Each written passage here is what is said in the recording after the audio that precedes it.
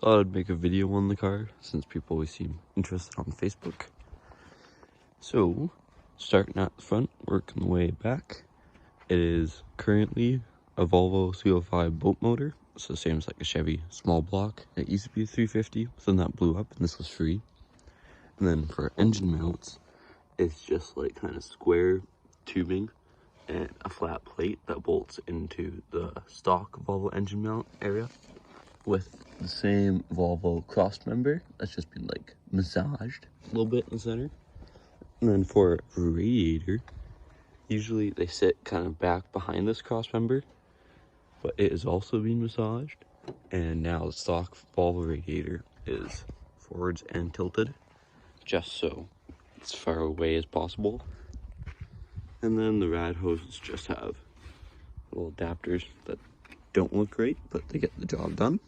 And then got nice little covers so you don't see that. And other than that, with the Volvo radiator, just a stock reservoir, but I want to do like aluminum triple core, that I can actually have a cap, which would be nice. Then exhaust, which is the hardest part about V8 swapping a Volvo. This side here, it's just the kind of center exit ram horn style Chevy that has a custom Wi-Fi that I made that has to go around starter and around everything. And if you have the exhaust for the back port, you have to cut out this little section of the frame slightly.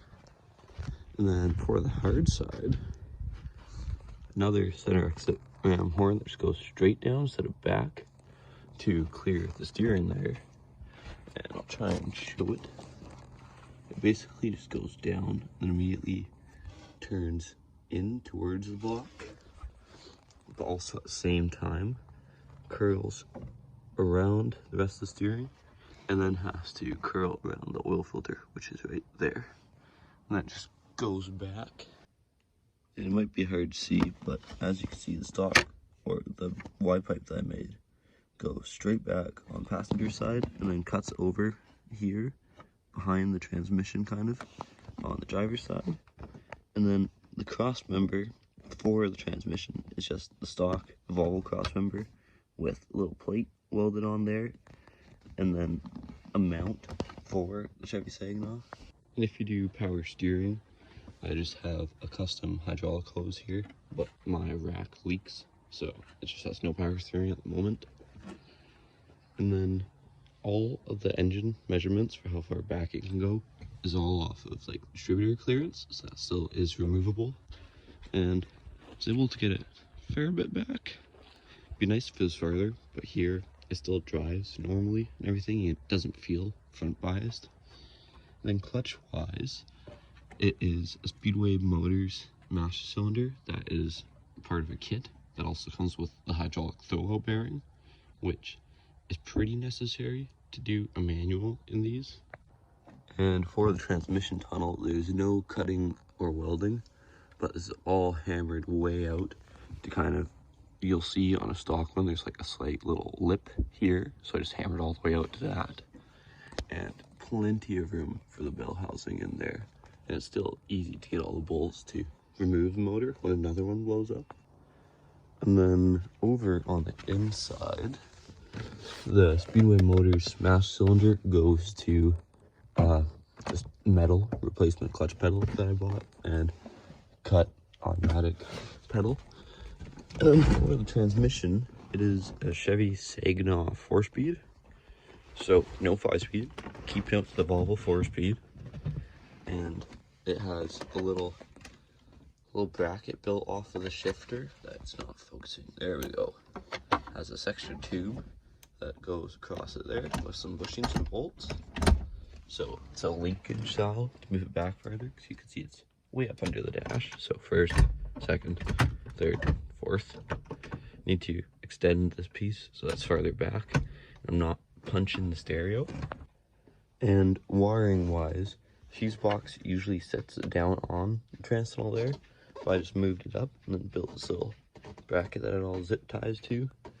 And then all of the motor wiring is all off of the key, so it still has the stock wiring harness and everything, which someday I want to delete. Then drive shaft wise, I was able to luckily find a Chevy drive shaft that's the exact same length, but it'd be nicer someday to get a different one that's a little bit longer, so it's more into the input there. Yeah, and then that cross member that you're seeing that the drive shaft goes through, you have to cut that one to make room for a single piece drive shaft, since these things are usually a 2-piece drive shaft. And then it all just goes back to the stock Dana 30 that comes in these things with the locker, which has the locker mod, so it's welded and works all the time. And there's another view of that cross member that I was talking about. Excuse the mess, this thing's a storage unit for the winter. But underneath the carpet up there is a little section for the fuel pump ascending unit and everything. And I just took that all out and took out the in-tank pump and put a little section of like hardline in there. So it has no in-tank pump. And then underneath here, there's usually a fuel pump and filter right there. So it just has an inline filter and it's all hardline from there forwards, and it crosses over at the front cross member. But yeah, it's honestly not too much to it.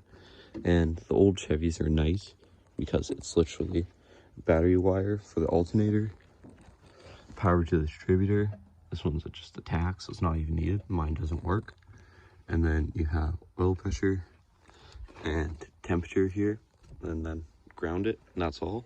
So super nice and simple, nice and easy.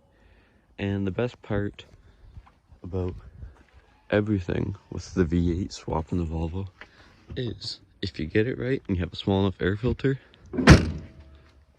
all fits under the hood. Super sleeper like. And I know probably 99% of people want to hear what it actually sounds like, so I'll post a video here if I can figure out how to, of it just idling.